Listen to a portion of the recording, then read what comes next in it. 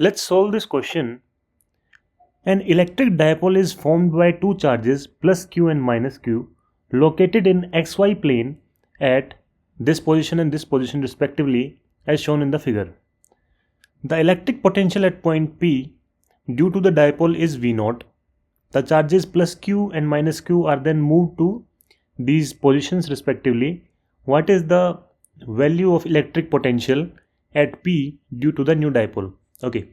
तो इनिशियली हमें कुछ पोजीशंस दे रखी हैं हमारे चार्जेस की, उसकी वजह से एक डाइपोल हमारा क्रिएट हो रहा है. उस डाइपोल से अगर हम किसी इस पॉइंट पी पे देखें तो हमें एक पोटेंशियल दे रखा है. वो पोटेंशियल है हमारे पास we not. Okay. And then हमने क्या किया कि एक इन चार्जेस को मूव करके नई लोकेशंस पे पुट कर दिया, जिसकी वजह से हमारे पास एक नया डाइपोल आ गया.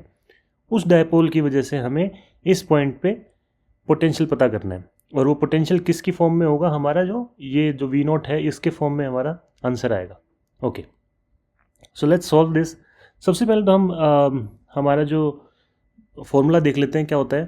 तो पोटेंशियल किसी भी पॉइंट के ऊपर निकालने के लिए हमारे पास फॉर्मूला क्या होता है कि P dot R upon R cube. ठीक है. तो अगर हमें पी वेक्टर पता लग जाए, आर वेक्टर पता लग जाए इन दोनों केसेस में, तो हम इजीली इस क्वेश्चन को सॉल्व कर सकते हैं. ठीक है. तो पहले केस में देखते हैं हम क्या होता है. पहले केस के अंदर हमारा आर वेक्टर क्या है? R vector is equals to, in X direction it is 100, तो 100 इन आई कैप प्लस 100 ही जे कैप में है. ठीक है. जो हमारा डाइपोल का वेक्टर है वो वेक्टर क्या है? सिर्फ हमारा जे डायरेक्शन में, वाई डायरेक्शन में है, एक्स डायरेक्शन में नहीं है वो. तो ये हो जाएगा हमारा. और मैग्नीट्यूड कितना है इसका? 2 + 2 = 4. ओके. तो ये हो गया हमारा 4 × जे कैप. ओके. दूसरे केस की अगर हम बात करें तो इसको यहाँ पे लिखते हैं हम. दूसरे केस के अंदर सेम हमारा आर तो यही रहेगा, इस पॉइंट से भी यही आर वेक्टर है, बस हमारा डाइपोल का जो वेक्टर है वो चेंज हो जाएगा. वो क्या हो जाएगा? अगर हम इसका मैग्नीट्यूड देखें तो मैग्नीट्यूड हो जाएगा इसका इन एक्स डायरेक्शन. एक्स डायरेक्शन में क्या है? ये 1 से लेके -1 जा रहा है. दैट मीन्स 2 स्टेप्स गया है. तो डायरेक्शन क्या है इसकी? ऐसे माइनस से प्लस की तरफ डायरेक्शन है. That means -2 I cap, and then यहाँ से -2 से +2 गया है, and plus 4 J cap. Right. तो पोटेंशियल क्या हो जाएगा हमारा? पहले केस में पोटेंशियल हो जाएगा K/R³.